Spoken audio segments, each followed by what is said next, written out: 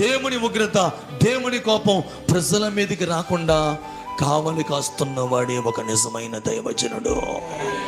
ఆమేన్. ధూపార్తిని వెలిగించుకుని, ధూపమును చేత పట్టుకుని దేవుని కోపాన్ని చల్లార్చగలిగింది ఈ భూమి పైన ఏదైనా ఉందని నేను ఒక రోజున కూర్చొని బైబిల్లో స్టడీ చేశానండి.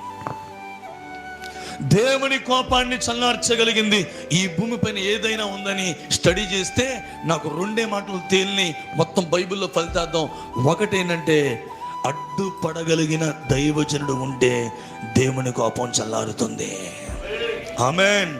ప్రజల పక్షంగా రోధించగలిగిన, ప్రజల పక్షంగా అడ్డుపడగలిగిన, ప్రజల పక్షంగా విజ్ఞాపనలు చేయగలిగిన ఎవరైనా ఒక దైవజనుడు లేపగడగలిగితే, కన్నీరు గార్చగలిగితే, రోధించగలిగితే, దేశము కొరకు ప్రలాపించగలిగితే దేవుని కోపం చల్లారిపోద్ది. ఒకటి.